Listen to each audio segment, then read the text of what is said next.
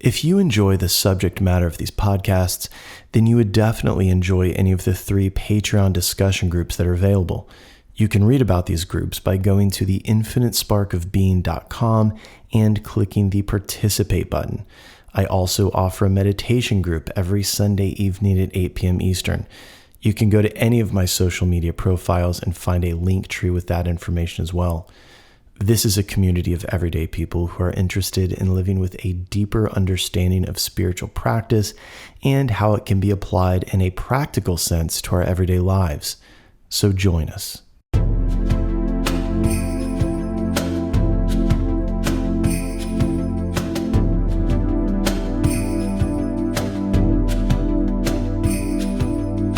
Welcome to the Infinite Spark of Being podcast. My name is Keith Welsh, and this episode is going to be a doozy.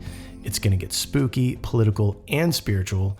I am going to begin my effort to explain what I believe is happening when it comes to what we've referred to as UFOs and really the paranormal phenomenon as a whole.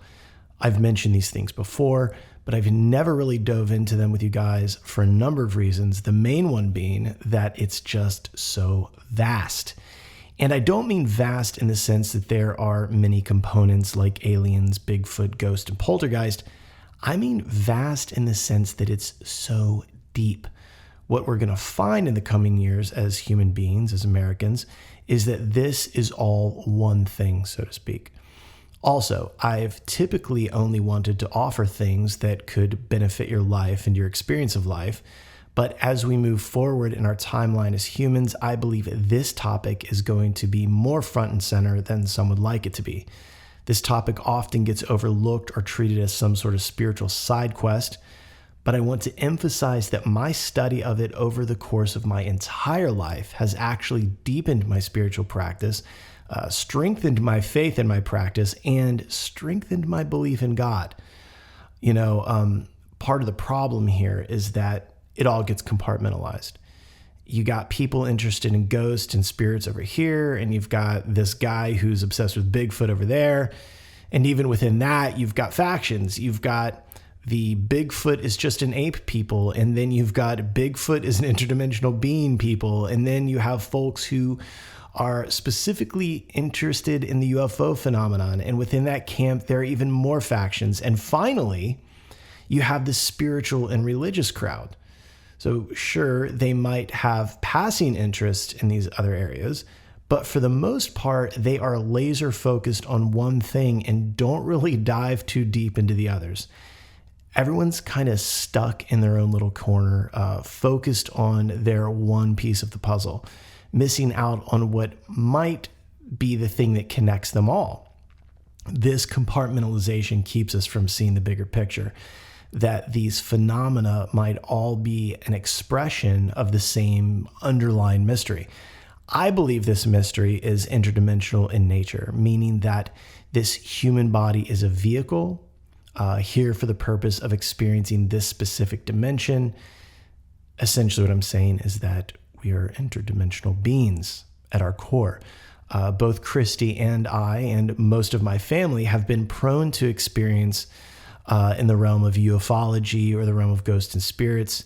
I've touched on these things briefly in the past, and I hope to go a little deeper after I get all of this out of the way. In fact, experiences with the phenomenon have ramped up drastically this year for me and the people close to me. It's been wild. In fact, this week and even last night, there have been anomalous occurrences in our home here and in the sky above it, around it. So my own experience with those phenomena, coupled with my spiritual seeking and practice, have resulted in my point of view, which is that it's all one phenomenon. By the way, referring to this as the phenomenon is something that those of you who follow this sort of thing in the media will begin to notice. It's a way of referring to it that the late, great paranormal researcher John Keel used as well. He too believed that it was all one thing. He did seem to have an adversarial relationship with it, though. On the topic of John Keel, and I'm sure I've said this before, I would like to recommend these books by Keel in this order specifically. The Mothman Prophecies, and I don't mean the ridiculous Richard Gere movie, but the actual book by John Keel. The next book would be Operation Trojan Horse, and then The Eighth Tower. Those books by John Keel in that order should get you ready for what is coming up for us culturally, in my opinion. And I do realize that statement might sound a bit ominous. I personally don't feel that it's a scary or bad thing. However, I do believe that it will be very shocking for some, or maybe not. I don't know.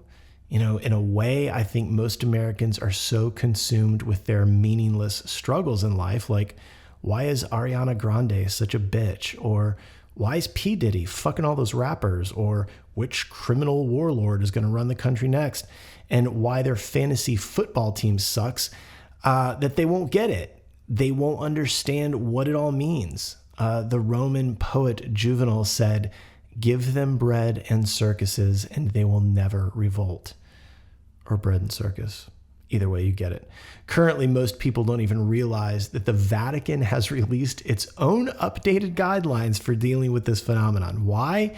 Because it's about to be openly and fully acknowledged by the government. And I don't mean this sort of bullshit disclosure thing that's been happening where sweaty little meatballs like Marco Rubio feign interest and demand answers. When it comes to disclosure, I believe the government is going to approach this phenomena the way it handles everything that it can't control, by militarizing the situation, creating an enemy, and using it to scare the public into compliance. I mean, do you remember the invention of the Department of Homeland Security? Some of you don't know this, but that wasn't always a thing. The reality is that the phenomenon has always been here, and depending on how your mind relates to it, it's not a threat to us at all. It is, however, a threat to power. I mean, look, they've already started trotting out their little puppets like Luis Elizondo to talk about how it's a threat to our national security because it's in our airspace. Our airspace always makes me laugh. This is how it starts. Get the military involved, call it a threat, watch the people fall in line. In fact, I'll go so far as to say, I wouldn't be surprised if there's a false flag event or a series of false flag events to get the American people in line. They've done this before. They did it in the Gulf of Tonkin. They did it with, or wanted to do it with Operation Northwoods, and I'll stop there for fear of losing too many of you. But this kind of bullshit is what people in power do. And before anyone starts saying it's an American thing, go do your homework. It's a hierarchical systems thing. It's not unique to America. I believe the reason it's a threat to power is the same reason spiritual knowledge has always been a threat to power. And yes, I'm lumping this in with spiritual knowledge. It takes power away from the power structure. Now, when I say power structure, many of you, or probably all of you, think of politicians. It's not just politicians. In fact, they might be last on the list of who it threatens. Why? Because they are merely they're in the pockets of those that this is truly a threat to. Politicians are not our leaders. They are part of the bread and circuses. So I still don't know if it's circus or circuses. So the politicians are there so that you, as me, as these pawns, we can feel like we have a say or some sort of control in our life. So just as a side note, you know how I say things like meditation is an act of political and social rebellion? Well, you think you know what that means, but by the end of this, you'll really get it.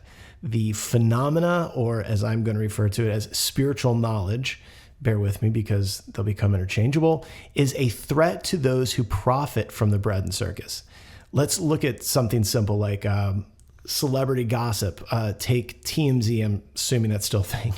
Take TMZ. They need you to be invested in their bullshit. They need you to care about some dipshit actor's opinion on why they didn't get nominated by some collection of movie-making ghouls in Hollywood for their role where they pretended to be someone who is actually capable and contributing to the world. You see, they don't want you interested in Oppenheimer as a historical figure. They don't want you interested in the quote from the Bhagavad Gita that he spoke into the camera. I have become death, destroyer of worlds. They don't want you to think about what that did to the human beings living in Japan, to our culture as a whole, or to the beings living in the other dimensions alongside us. They don't want you to know that there's beings living alongside us in other dimensions. They want you focused on that puppet of an actor pretending to be Oppenheimer. They want you invested in that husk of a human's opinion on something that matters even less than that husk of a human itself. You wouldn't be so interested in those things if you knew the truth and lived the truth. Most of you, hopefully, know by now that as we travel deeper into our spiritual nature as souls, we lose our taste for these things like celebrity gossip. We lose our desire for the material world. The problem is that there is a whole framework that requires you to spend money, to care about what others have, and to obsess about what you don't have. It needs you to care about it. The people who work for that apparatus need you to care as well. After all, it's your caring that supports their entire lifestyle. Their husbands need you to care. Their wives need you to care. Their side piece that they spend exorbitant amounts of money on need you to care. Their bratty, unadjusted children need you to care. Every government contractor in the business of war needs you to care. Moreover, they need you to be terrified of this growing threat. Who knows? I mean, who knows how they're going to narrate this whole fucking alien thing? Maybe the aliens will hate our freedom as well. You know, we can go back to eating our goddamn freedom fries. The point is that the pod people who inhabit the big buildings in Washington, D.C. are the least of those invested in keeping you confused about spiritual knowledge. It's the big money machine of entertainment and spending that needs you to stay sick and confused. Remember, if they need you to be afraid for them to be relevant in your life, then you need to take a closer look at them and what they're saying to you. So right about here, I'd like to introduce most of you, if not all of you, to a new term. The term is egregore. It's an occult term. An egregore is basically a thought form created by the collective energy and belief of a group of people. It's like when enough people focus on something, an idea, a movement, or even a crisis, and that thing starts to take on a life of its own, a hysteria maybe. It becomes this entity that influences the group, shaping their thoughts and behaviors, and they don't even know it. Think of it as a spiritual feedback loop. The more energy you give it, the more it starts to exist on its own, feeding off of the attention.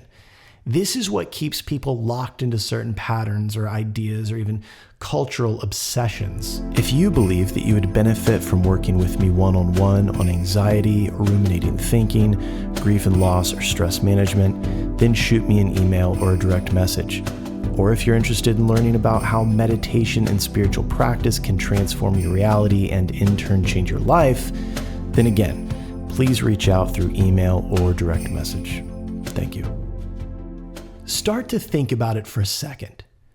Think about the various fear-based movements we've seen in our short history as Americans. Some may have even happened in the last, 4 years.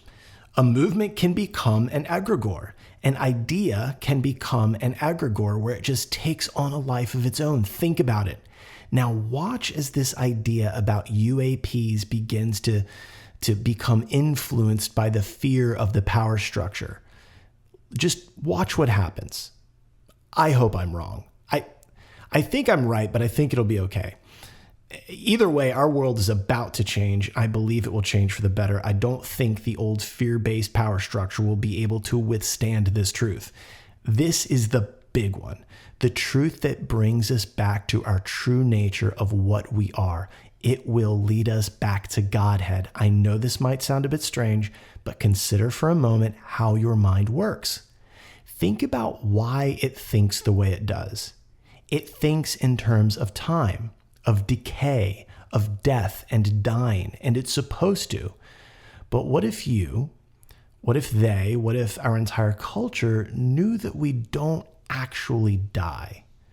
What if we found out for a fact that not only is death not what we thought, but that we as souls have been taking birth repeatedly, and not in that punishment kind of reward way that most systems teach. Systems. I don't know, I developed an accent all of a sudden.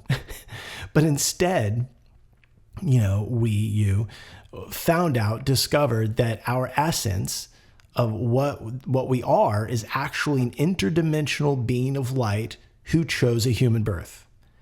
Imagine if that became like a known fact, that we don't really die, that we simply, quote unquote, wake up from this dream and go on living. All spiritual systems offer an explanation for the phenomenon. Some covertly, some blatantly. In the East, Hinduism and Buddhism do a fantastic job of discussing these phenomena. Buddhism, for instance, frequently mentions the multiverse. Now, if you've been a good boy or girl and done your reading in the spiritual literature, then the idea that some government officials and some newly converted podcast hosts are speaking to the possibility that we might be part of a soul farm won't seem so strange or disconcerting. The idea of a farm is frightening, I guess, if you think you're a cow or a pig. But what if you're a plant, a flower? You were planted here, meant to grow, meant to sink your roots, find the sun, blossom, and move on. Now, that can be scary if you're attached to the material world. If you're fascinated with the bread and circus and you get your fulfillment from it, then this is going to be a problem for you. If you're a flower and you're attached to being a flower and you haven't been working with the mind to include the truth of being an interdimensional being of light, then yeah, I guess this is all pretty unsettling. I mean, come on. It's not like people haven't been telling you this. It's not like there aren't books written about it. People try to tell the power structure. They try to say, hey, we're not what we think we are. But the power structure snuffed them out. And then they tried to tell you. You brushed it off. Instead, you ate the bread and watched the circus. To be fair, the ringmasters of this circus and the bakers of the bread knew exactly what you like and pulled you in. But again, you were shown how to transcend that nonsense, and you still chose the comfort of bread and circus. So at this point in my rant, I'm struggling with where to start. I don't know if there's any way to give my point of view a neat linear track, like what's an orb, a craft, the different styles of craft, Bigfoot, ghost, poltergeist. But I do know that I'd like to start discussing these things more often and hopefully share my experiences in a bit more detail. The reason is that I believe this is going to become a significant part of our culture, not just some fringe topic that people can easily dismiss. Our spiritual nature is inextricably bound to this phenomenon. The more I explore, the more I see the interconnectedness between our spiritual journey and this anomalous activity, whether it's orbs, crafts, ghosts, or beings we only catch a glimpse of from time to time. I'd like to discuss it more openly, to dig into these connections and share the perspective I've developed over many years of simply being obsessed with it. It's not that I'm special, but I have a deep, genuine interest in all of these topics. This interest has taken me down roads that many people don't seem to care about or even know that are there. And maybe it's just the fact that I'll listen to any story and read any book with a relatively open mind. God knows I've slogged through some really out there material, but as completely,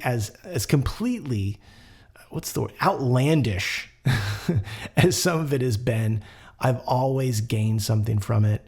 So my advice is just read it, whatever it is, because there might be a line in there that flips the switch and leads you to the next thing. Also, the author might not connect the dots either.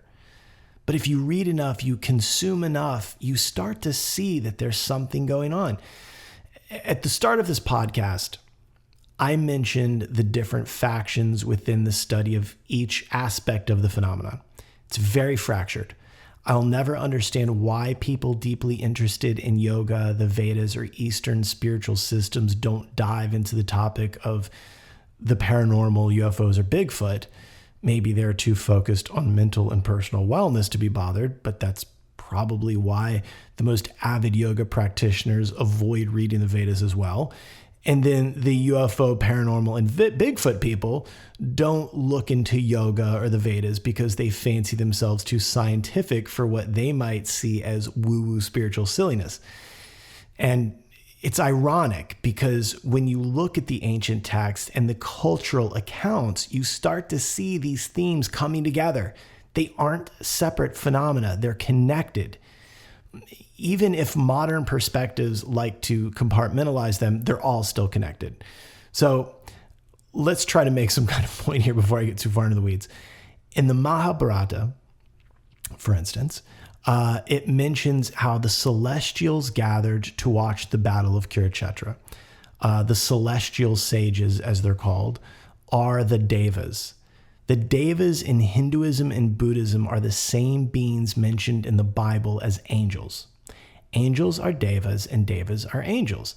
They live in higher realms and they're benevolent. There's also the account of Cassius Dio, the Roman soldier, who describes a seemingly common occurrence of seeing glowing shields over the battlefield. This was a common thing for Roman soldiers. And then you have this guy, best name ever, Pliny the Elder. He was a historian. He was a Roman historian who mentioned torches and shields and flaming spears, all of this stuff in the sky. And he wrote about it in his book, Natural History. The book was called Natural History. He was writing about the natural world, and yet he included these celestial phenomena.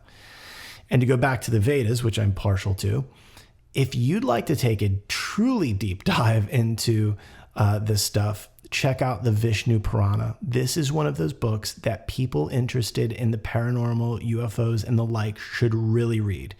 It mentions Swarga Loka, which is the higher realm of the gods and the devas. This is where the devas supposedly come from. They are of a higher nature. In a book, and the Vishnu Purana, I can't remember, but Vishnu, obviously the god Vishnu, and the Srimad Bhagavatam, also known as the Bhagavat Purana, the devas are mentioned frequently, to my recollection. In the Vishnu Purana, the devas are described as, and I got a great quote here because I wanted to get it right because it's interesting. The devas are described as glowing like bright stars descending with a radiance upon the earth. It says they have a glow. They have an aura around them. So those lights you saw in the sky, those weren't ships. Those were the devas or angels. And since we're here in Weird Town, the orbs you see in the woods, the ones that move around the trees and come up out of the water, that dark bipedal mass moving from tree to tree, those are nature spirits, or what might be called nagas or yakshas. Bigfoot, I'll say it. Yakshas are probably Bigfoot. It's Hindu Bigfoot. Anyway. Oh, and by the way, those of you studying Buddhism because you think it's somehow less silly than the religion you grew up with, yakshas are a big part of that. So welcome back. You're still dealing with the metaphysical. So this is what I mean when I say that everyone interested in these things should be reading everything, not just watching Ancient Aliens and listening to Billy Carson prattle on to a podcast host who never challenges him on anything because he's finally the expert in the room. You know, one of my pet peeves is when someone like Sean Ryan, a podcast host who I do like, who openly admits he's a novice to the subject, is being ear beaten by someone like Mr. Carson, who's only giving him 1/8 of the story. Old Billy seems to be obsessed with a fraction of it, namely Zecharia Sitchin's translation of some Sumerian texts, which have also been shown to be a little off base. Zecharia Sitchin was not known to be much of a scholar. And I realize that calling someone a pseudo-archaeologist is rude, considering I am a fan of Graham Hancock. Zacharias Sitchin was a bit of a fucking weirdo huckster. Believe me, it's not that I don't believe in giants. I do. But the point is, this subject has such massive cultural implications that those of us that are interested in it, or who feel even slightly knowledgeable, need to be careful about what we say. This subject doesn't need any help being seen as silly or foolish. So for the love of God, get your shit together before you go on Joe Rogan and start talking about giant star beings. Because here's the thing. As strange as this might sound, I believe that understanding this connection between our spiritual essence and this phenomena is crucial, especially as we experience more of this kind of thing. The society can't ignore it anymore. These aren't just fringe ideas anymore. They're insights into the bigger picture of who we are and the nature of reality itself. This is the key to our origin. It's the key to who and what we are. And it's precisely why we need to be very careful about accepting a narrative handed to us by the government, the defense industry, or any other religious institution. In this episode, I am laying down the groundwork for episodes to come. This is me trying to get it all out there before diving into some of these topics. But if I could leave you with one thing from this episode, it would be this. We, as souls, are interdimensional beings. We don't die. We turn 90 degrees to the left, drop our body, and enter back into the realm we came from. This isn't about other planets. It's about other dimensions. So by entering this human realm as interdimensional beings, we've earned an opportunity to learn and grow, to shape our precious minds, and to move into yet another precious birth. Either way, you're here. And being here means that we must learn to be in the world, but not of the world. In this dimension, but not of this dimension. In this body, but not of this body. I love you. I love you. I love you. Thank you. Thank you. Thank you. If you enjoy this content and would like to support the further creation of this content, go to the website theinfinitesparkofbeing.com. There you can explore the many ways you can do that. Also, click the About button, read a little bit about me, see what I have to offer you in terms of one-on-one sessions. And while you're at it, don't forget to check out the Patreon tiers. We are building a spiritual community of everyday people with not so everyday interests. So go ahead and check out the participate button on the website and join us.